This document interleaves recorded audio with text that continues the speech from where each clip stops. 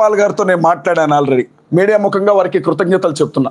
ఎందుకంటే వారు ఎవరో నాకు వ్యక్తిగతంగా తెలియదు. ఆయన తెలుసు, ఆయన హీరో అండి, ప్రపంచ శాంతి దూత, ప్రపంచం మొత్తానికి తెలుసు. కానీ నేను ఆయనకి తెలియడం పెద్ద విషయం, ఆయన నాకు తెలియడం పెద్ద విషయం కాదు. అజయ్ బాబుని అరెస్ట్ చేశారు, విడుదల చేయకపోతే 2 రోజుల్లో నేనే వస్తానని చెప్పారు. ఆయనకి ప్రత్యక్షంగా కృతజ్ఞతలు తెలియజేస్తా ఉన్నా. అందరూ ఆయన్ని పిచ్చోడన్నారు. వాస్తవంగా అండి, ఇక్కడ కూర్చొని ట్రంప్తో మాట్లాడగలిగిన మగాడైనా, ఇక్కడ కూర్చొని శాంతి చర్చలు చేయగలిగిన విశ్వగురు అని ఎవరికాడ చెప్పుకోవడం కాదు, జనం చెప్పాలా. అలాంటి వ్యక్తి నాకు అండగా నిలబడ్డారు. ఆయన వస్తున్నారు అక్కడికి, అభి గారు వస్తున్నారు. సిపిఎఫ్ క్రిస్టియన్ ప్రొటెక్షన్ ఫోర్స్కి సంబంధించినటువంటి వ్యవస్థాపక అధ్యక్షులు అభి గారు ఉంటారు ఇక్కడ. వికేఆర్ గారు వస్తారు, నేను కూడా వస్తున్నాను వీళ్ళందరిలో ఒకటిగా. అలాగే మా మట్టి ప్రసాద్ గారండి, తెలంగాణ సిఎండిఎఫ్ రాష్ట్ర అధ్యక్షులు, అలాగే ఇన్ఛార్జ్గా ఉన్నటువంటి ఆదిత్య గారు.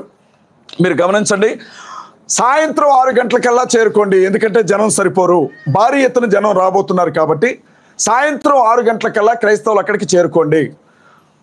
భవిష్యత్ కార్యాచరణ ఏంటి, ఎలా మనం ముందుకెళ్ళాలి అన్న విషయంలో మేధోమదనం జరుగుతుంది. అక్కడ ప్రతి జిల్లాలో కూడా క్రైస్తవ పెద్దల మేధోమదనం కార్యక్రమం జరుగుతుంది. ఇన్ని రోజులు రాజకీయం ఒకెత్తు, ఇక ముందు జరగబోయే రాజకీయం ఒకెత్తు. నేను చెప్తా ఉన్నా, అవసరమైతే ఎన్నికల బరిలో మేము కూడా నిలవబడతాం. నేను అభితో ఒకటే మాట చెప్పాను, ఇన్ని రోజులు సేవ చేసాం, దేవుని వాక్యం చెప్పాం, పాస్టర్స్తో సంఘాలతో మాట్లాడాం. నేను అంటున్నాను, కొడితే కుంభస్థలమే కొట్టాలి. అవి నిలబడితే నారా లోకేష్ మీద నిలబడు, లేకపోతే పవన్ కళ్యాణ్ మీద నిలబడతాను. వాడి మీద వీడి మీద నిలబడి ఓడిపోవటం కాదు, సింహంతో కొట్లాడి చచ్చిపోతేనే పరువు ఉంటుంది, పందితో పోట్లాడి గెలిచిన విలువ ఉండదు. ఖచ్చితంగా ప్రతి నాయకుడి మీద కూడా క్రైస్తవ అభ్యర్థి నిలబడతాడు. వ్యూహాత్మకంగానే ముందుకొస్తాం. ఇదంతా కూడా 4 రోజులు బాధలో మాట్లాడుకోవద్దండి. ఇక మా కార్యాచరణ మీరు చూస్తారు. ఇది చెప్పడానికే ప్రెస్ మీట్ ఏర్పాటు చేశాం.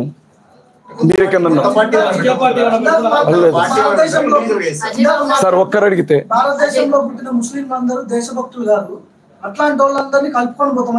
మీరు ఒక విషయం గమనించాలి, మీరు తప్పుగా విన్నారు. భారతీయ జనతా పార్టీకి సంబంధించిన వాళ్ళు, సార్ ఒక్క నిమిషం, ఒకవేళ అది నేనేమన్నా చెప్పే విధానంలో తేడా వస్తే వచ్చుండొచ్చు, కానీ ఒక్క మాట వినండి, దయచేసి వినండి ప్లీజ్, చెప్పనే ఉన్నాను. భారతీయ జనతా పార్టీకి సంబంధించిన నాయకులు ఎలాంటి ముద్ర వేస్తున్నారంటే ముస్లిమ్స్ మీద, ఇక్కడ పుట్టిన ముస్లిమ్స్ ఎవరైతే ఉన్నారో వీళ్ళకి పాకిస్తాన్ మీదే ఉంటుంది తప్ప భారతదేశం మీద ఉండదు అని మాట్లాడుతూ ఉంటారు. కాబట్టి ఆ ఆలోచన తప్పు. ఈ దేశంలో పుట్టినటువంటి ముస్లిం సహోదరులు దేశభక్తితోనే ఇక్కడ బతుకుతారు అన్న విషయం చెప్పాలనుకున్నాను నేను.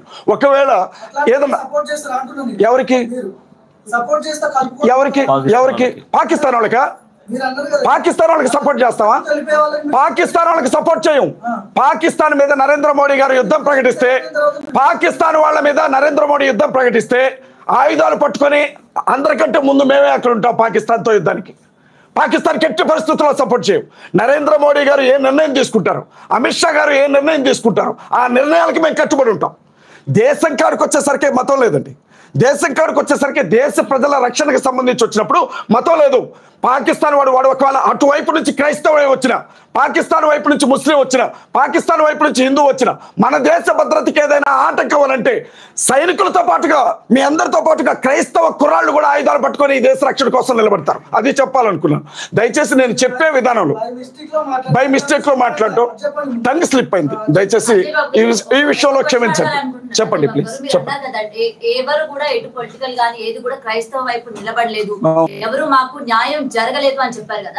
మరి ఇప్పటి వరకు కూడా ఏ వ్యక్తి చనిపోయినా, ఏ మతం వ్యక్తి చనిపోయినా కూడా 1-2 రోజులకే వదిలేశారు. కానీ పాస్టర్ ప్రవీణ్ చనిపోయినప్పుడు ఇది మత కలహాలు అవ్వకూడదు, అసలు నిజాలు ఏంటి అని చెప్పి దాదాపు 1 నెల రోజుల పాటు కృషి చేసి 400 పైగా సీసీటీవీ ఫుటేజ్లు బయటికి రిలీజ్ చేసి ఇది జరిగింది యాక్సిడెంట్ అని చెప్పి కూడా అందరికి వాళ్ళు చూపించే ప్రయత్నం చేశారు.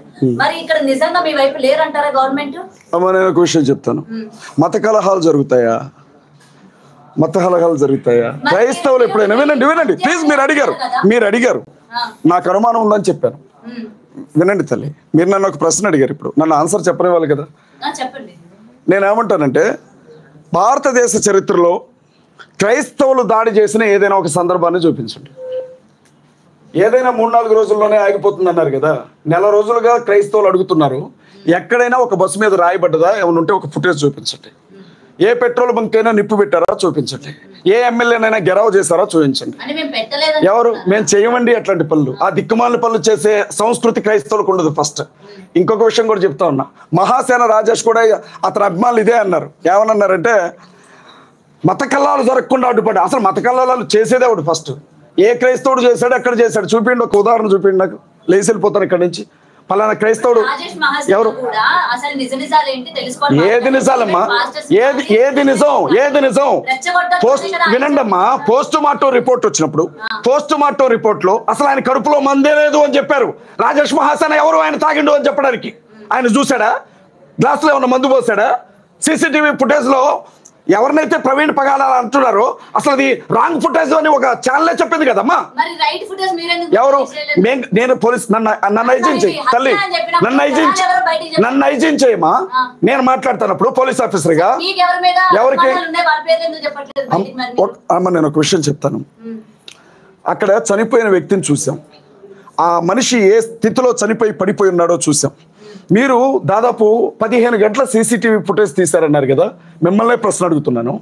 15 గంటల సీసీటీవీ ఫుటేజ్లో మందు కొనుక్కోవడానికి లిక్కర్ షాప్కే వెళ్ళాడు తప్ప అన్నం తినడానికి ఏ హోటల్కి వెళ్ళలేదమ్మా. హైదరాబాద్లో బయలుదేరిన వ్యక్తి రాజమండ్రికి వచ్చే వరకు మందు తాగుతూనే వచ్చాడే. ఒక చోట క్వార్టర్ కొనుక్కొని తాగాడు, ఒక చోట ఏమంటారు బ్రాంతి కొనుక్కొని తాగాడు, ఇంకో చోట బీర్ కొనుక్కొని తాగాడు. ఎవరైనా తాగుబోతు సహోదరులు ఎవరైనా ఉంటే ఒక మాట చెప్పండి, అది సాధ్యమేనా?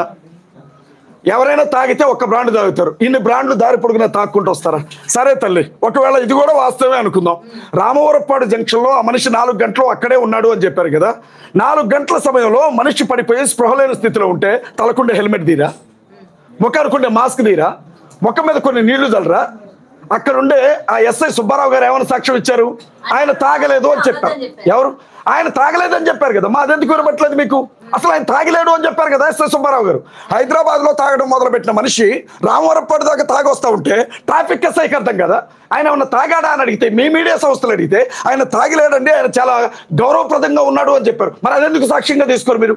మరి ఇంకొక వ్యక్తి కూడా ఎంత తీసుకున్నాడు, ఎంత కట్టారు అని కూడా చెప్పారు కదా. మరి అది కూడా మీరు ఎందుకు పరిగణలోకి తీసుకున్నారు? ఇప్పుడు అమ్మా ఏ ఉన్నా ఏ అయ్యా ఏదో అంటాం, టెక్నాలజీ నాకు పెద్దగా తెలియదు. ఏ అయ్యా మీరు ఇక్కడ కూర్చొని ఉన్నారు, బార్ షాప్లో ఉన్నట్లుగా ఒక వీడియో చూపించడం మీకు ఒక 5 నిమిషాలు టైం ఇస్తారా?